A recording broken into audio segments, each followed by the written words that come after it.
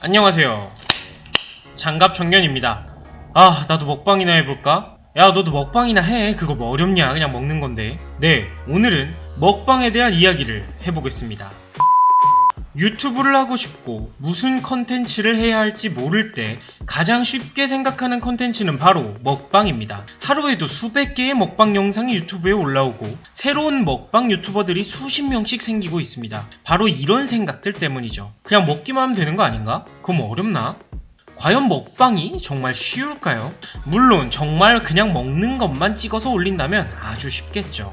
실제로 그렇게 올리시는 분들이 많습니다. 좋지 않은 화질, 음식과 사람 둘 다 애매하게 보이는 영상 구도, 심지어 잡음만 가득한 소리까지 ASMR이라고 적어놓고 음식 소리는 하나도 안 들리고 어디서 밖에 차 소리만 들리는 그런 영상들 정말 많습니다. 이게 무엇 때문이죠? 사람들이 먹방을 왜 보는지도 몰라요. 근데 그렇게 찍은 영상들이 성공하나요? 아니거든요.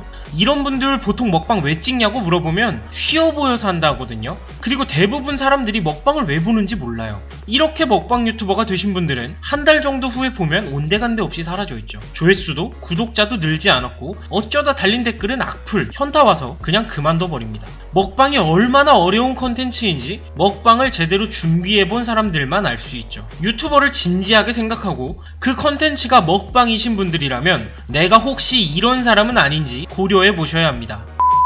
첫 번째로 쉬워 보여서 도전하는 겁니다.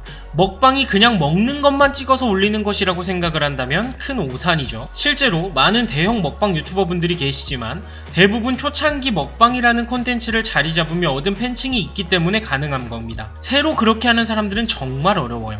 그리고 그런 분들도 그냥 하시는 게 아닙니다. 수많은 피드백을 들으시면서 먹는 방법, 소리, 입모양, 젓가락질 등등 많은 부분을 수정하고 적용하며 먹방을 찍으시는 거죠. 또 먹방은 생각보다 단순하지 않습니다. 먹방 준비 과정을 한번 생각해 보겠습니다. 기본적으로 카메라가 필요하겠죠? 요즘은 소리들을 워낙 중시하기 때문에 마이크도 필요할 겁니다. 배경을 꾸미기 위한 소품이라던가 어두운 배경을 입히기 위한 크로마키 같은 소품들도 필요하겠네요. 여기까지만 하더라도 보통 100만원 내외의 비용이 들어갑니다. 그냥 음식 놓고 카메라 놓고 찍는 영상이 아니라는 거죠. 두 번째로 돈을 벌고 싶어서 하시는 분들이죠.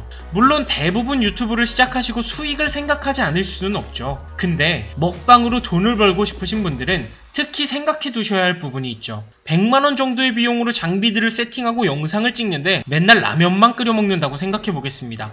조회수나 구독이 오를까요? 아니죠. 먹방도 돌고 도는 메뉴들이 있습니다. 조회수 치트키라고 하죠. 예를 들면 엽떡과 교촌치킨이라던가 킹크랩, 랍스타 같은 음식들을 주기적으로 먹어줌으로 조회수와 구독자를 얻어야 합니다. 그 와중에도 갑자기 유행하는 음식들이 있을 때, 신상 메뉴가 있을 때 바로바로 먹어줘야 조회수가 많이 나오기 때문에 항상 그런 정보에 깨어있을 필요가 있죠. 근데 가장 큰 문제는 식비가 어마어마합니다. 최소한 먹방 한번 찍는데 제대로 된 음식을 먹으면 2만원 이상 들어요. 1일 1영상만 하더라도 한 달에 60만원 정도가 드는데 때로는 인기 많은 음식들도 먹어주다 보면 한 달 식비가 100만원까지도 들어가죠. 비용이 매달 이렇게 들어가고 구독자는 생각만큼 쉽게 오르지가 않고 답답해지기 시작합니다. 돈을 벌려고 시작했다가 오히려 돈만 쓰고 마음의 상처만 입은 채 그만두시는 분들도 많으시죠.